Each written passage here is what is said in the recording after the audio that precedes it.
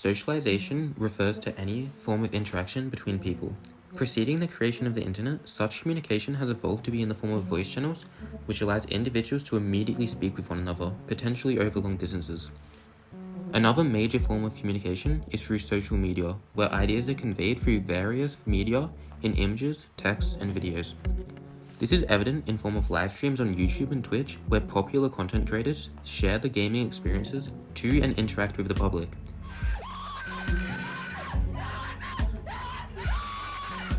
In the world of gaming, socialization is especially prevalent through the rise of video games, requiring concise and effective communication, which oftentimes serves the purpose of common in tactical shooter games. Champion. Off. Yep. I have cam. On the right. You gotta fight. Coordinating each other in fun multiplayer games. 3, 2, 1, go. As well as a space of general socialization for particular games in established gaming communities. On the flip side, gaming culture has infamously cultivated an environment that simultaneously strengthens a variety of social relationships, whilst also creating high risk and dangerous consequences with the anonymity of an online identity. So why is this important? In this video, we'll be discussing the importance of socialization in video games, and the good it brings to video games, as well as this negative social aspect it brings along, to literal crimes committed from the dangers brought along. Gaming's benefits to socialization comes from the community-based nature of the space. This is shown through esports, where massive titles such as League of Legends bring millions of people together each year, with 6.4 million peak viewers for Worlds 2023, as thousands watched in the stadium. The scene, only from small beginnings, We have about 80 to 90 people sitting in front of us right now. has now transformed into an international phenomenon, selling out stadiums.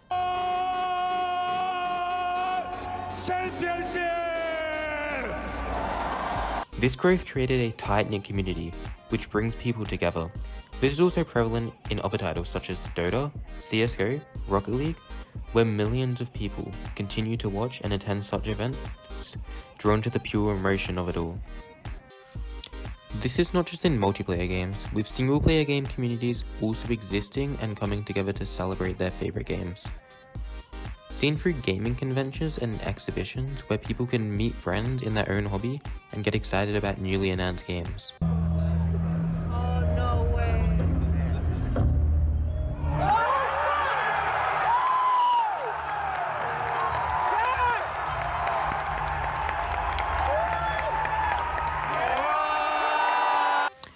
Reactions like this show the strong feelings people have towards these games that could create such strong connections with one another. Furthermore, it was not just competitive games that dominated, but also fun multiplayer party games that would surge in popularity, seemingly at random times. This was seen during the COVID lockdown, where Among Us burst onto the scene, becoming a sensation seemingly overnight, from the attention it gathered from streamers. Perfect. Phase I'm 2 of just my pushing- plan. Oh, God. Good button, Ray. We're on 6. Its ease of access for mobile and PC users alike allowed all to join in and brought together groups of people during this time, with its funny moments. I'm going to laboratory. That's okay, this one's a lot easier. It scared the shit out of me. Ah. This was an important space during the lockdowns, as it gave people an easy space to socialize and interact in a fun manner. Explosions like this were also seen in similar games in this time, with It Takes Two, Jackbox, Fall Guys, and much more.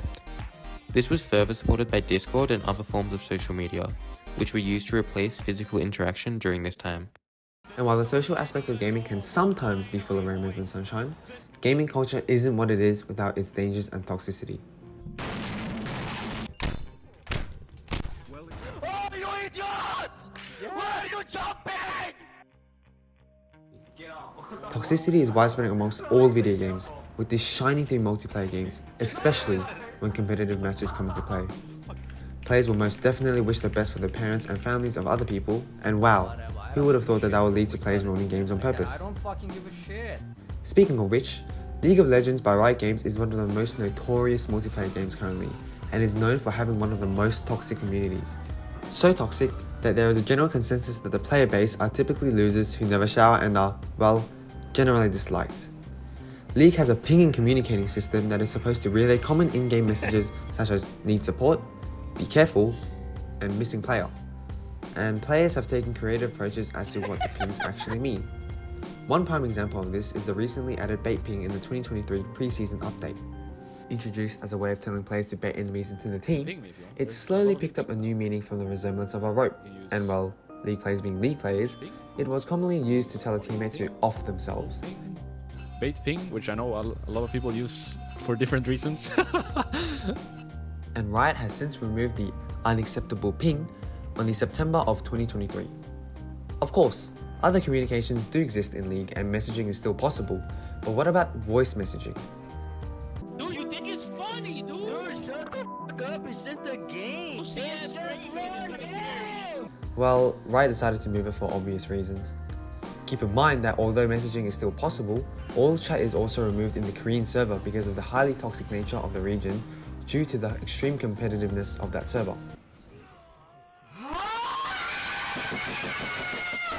Still, Riot is not budging and is consistently trying to combat the toxicity of the game, limiting communication and implementing a strict automatic censorship system that automatically bans players who send messages containing extreme racial slurs. Note that this toxicity isn't only exclusive to League, but to every other game as well. It's just that League is one of the hotspots for this area of topic. You're so fucking bad! On a more serious note, gaming can be harmful both mentally and even physically as a result of social interactions online. You might be asking how a game can harm you physically, and that's a completely valid question. Back in 2010, a man was playing a normal CSGO match, and during this game, he used his melee weapon to kill one of his opponents. Unaware of the rage he caused, this would ultimately lead to his in-game opponent assaulting him with a kitchen knife in real life. The perpetrator, Julian Burrow, spent 6 months trying to locate the man since their interaction in CSGO, and when he appeared at the man's front door, he stabbed narrowly, but fortunately missed the victim's heart by less than an inch. Unfortunately, this is one of many cases where innocent people got involved as a result of online interactions. One of, if not the biggest issues of video games involves pedophilia. This topic has become ever so relevant in 2024 as more and more people, particularly celebrities, are exposed for having sexual interactions with underage individuals. What makes things worse is the disturbing statistic of people under 18 making up a fifth of all gamers. Add on the fact that children are able to access text and voice chats without their parents' knowledge, and that's where the major issues begin. A prime example of this was in 2022, where a successful Roblox developer named Arnold Castillo posed himself with a different identity and groomed a 15-year-old on Roblox. He intentionally led the young girl to believe that he can connect her with employment opportunities and paid for her Uber to his location. Upon arrival, Arnold Castillo would keep the victim under his control, monitoring her activities and restricting access to food and water, all whilst sexually abusing her on multiple occasions until he was arrested 8 days later.